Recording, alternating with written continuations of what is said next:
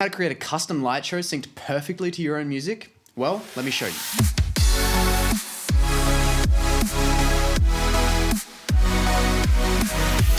What's going on, guys? Matt, aka Martiln here. I've been super busy since the start of the whole ISO situation, but I now have a lot more free time on my hands, so I thought I'd start getting back into doing some YouTube videos, and I've had a whole lot of requests for a whole bunch of different videos, so I'm gonna start making my way through them and start putting out some more content for you guys. So if you've been keeping up to date with what I've been doing, you'll know that last week I put out a tune, or actually a week and a little bit ago, I put out a new tune called Witness. And if you've been following me over on Instagram and Facebook, you would have seen this video.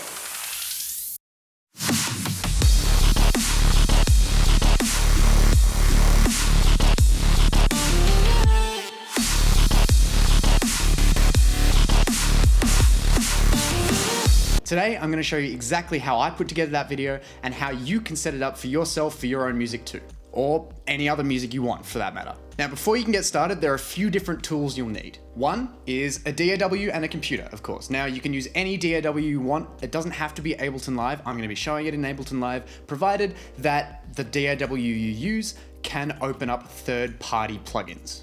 Next up, you'll need this thing, which is called a DMXis by ENTTECC. This essentially allows you to sync DMX messages, which are like MIDI but for lights, out of your computer and send it into any kind of lighting fixtures that you want.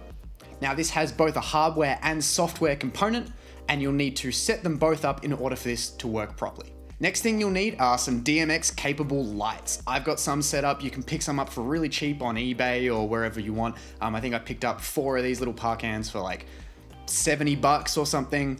And if you just go onto eBay and search like LED Parkan DMX or something like that, you'll be able to find some really cheap ones that you can use for yourself. The last thing you'll need are some DMX cables. Now, these are essentially what you use to connect your DMXis to your lights and allow your computer to control these lights.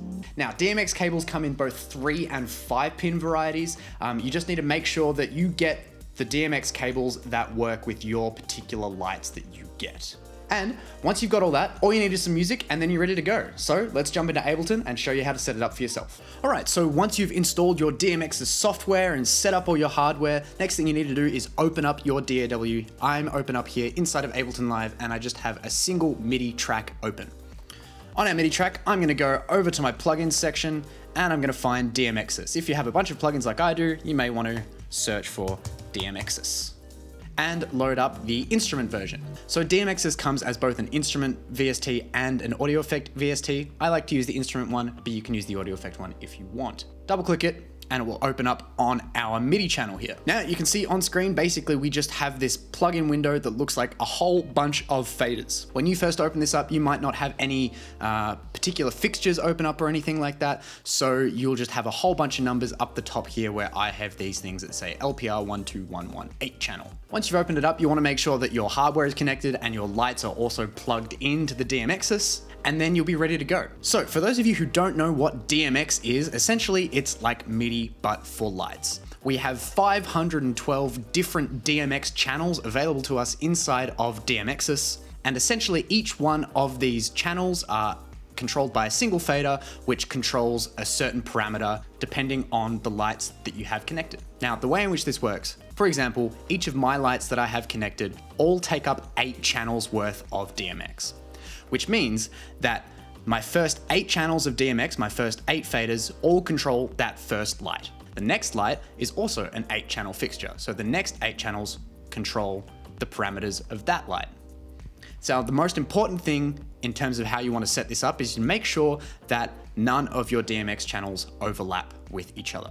But how do you go about finding out how to actually control your lights? Well, each lighting fixture is different, and you'll have to figure out how many channels your particular light takes up, as well as what those channels actually do.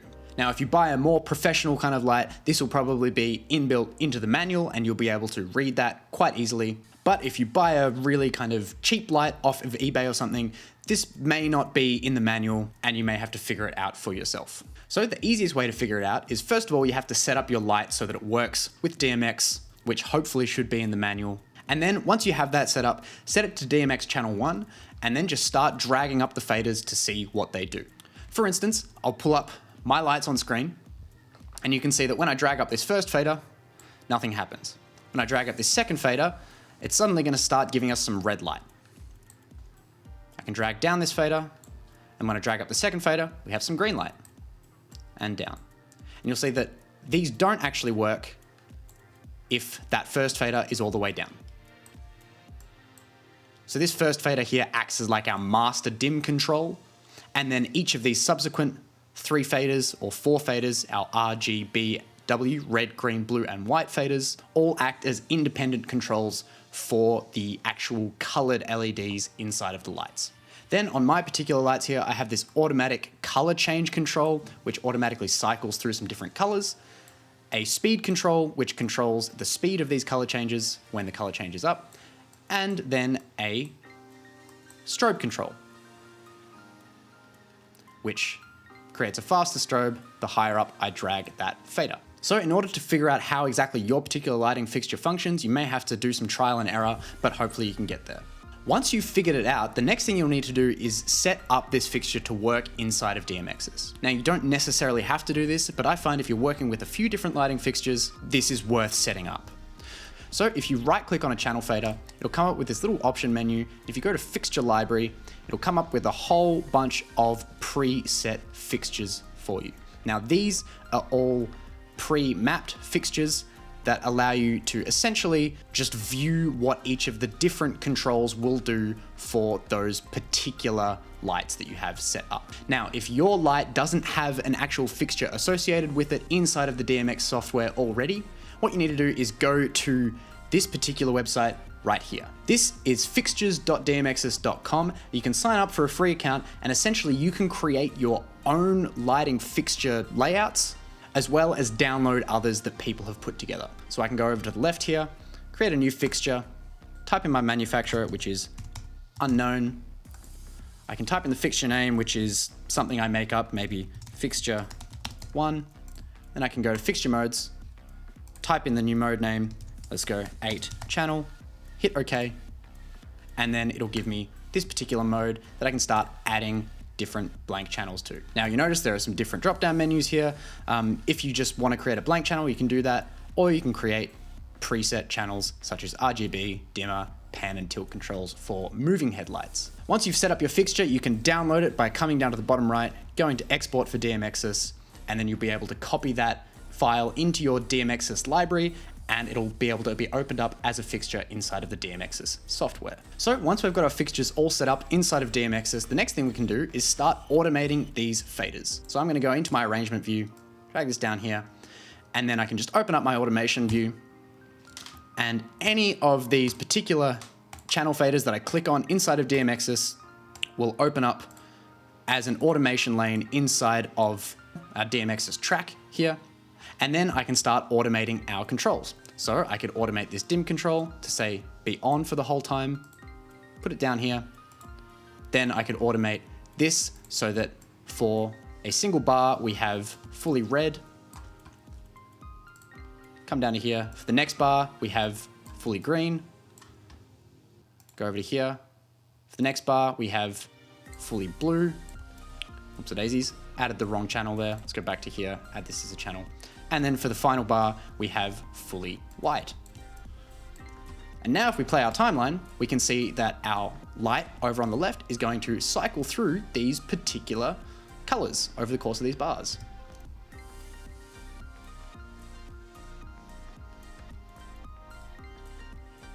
Now, obviously we don't have any sound playing at the moment, but you can just automate this so that it's in sync with whatever music you have lined up in your DAW session.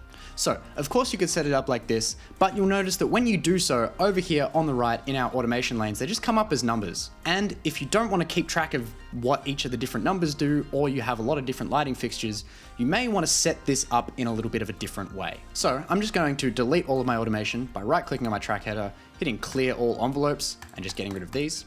And then I'm going to group this DMXis instrument to an instrument rack, just by clicking on it, hitting Command and G. Then I'm going to go over to my macros controls here, open this up, and now I can map each of these 8 different channels here for this first lighting fixture to each of the 8 different macros and give them all names. Now, if they don't show up down in this little area for you to be able to click and macro map them, you just go to this little configure button, click on that, and now any parameter that you move inside of the plugin will show up as configurable down in the plugin device. So I can start moving this, 6 will show up, 7 will show up, and 8 show up. And once I have all 8 shown up, I can just right click on them and map them to the corresponding macros. Once I've done that, I can rename the macros. So I can rename this dim, rename this R, rename this G, rename this B, rename this W, rename this CC for color change, rename this speed, and rename this strobe.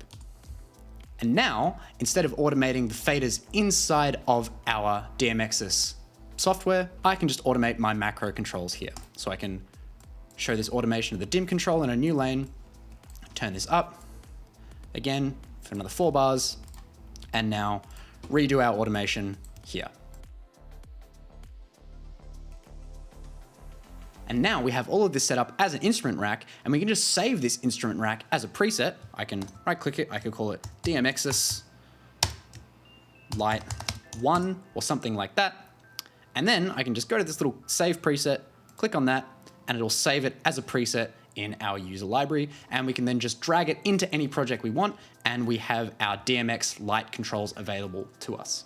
Now, if you have multiple lighting fixtures, like I have, you may want to set up a few different preset racks or even a whole template that you can just drag into any session, or even a session template already set up for you that has all of the different lighting fixtures already set up as different racks on different channels, like I have here in the session for the light show for Witness.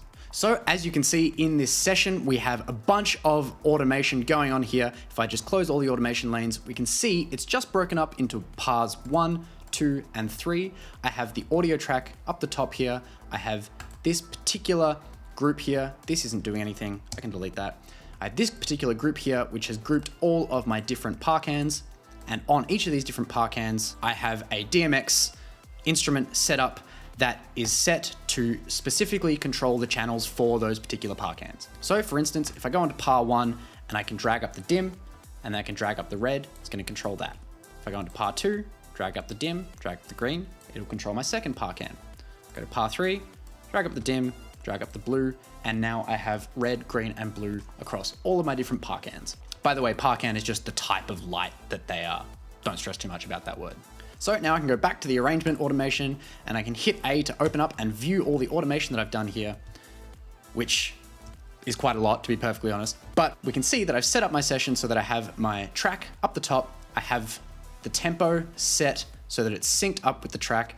And then all I've done is just draw in automation for each of these different lighting controls available to me here. Now, how I've also set this up is that on this group DMX channel, I have another rack here, which is actually an audio effect rack that has multi-maps here. This gets a little bit more confusing.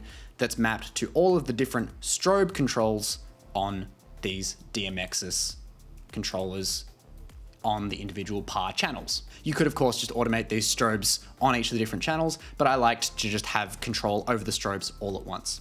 And then what we can do is start drawing in some automation. So as you can see, I've drawn in all this automation here to match up with certain elements of the track, and it sounds and looks like this.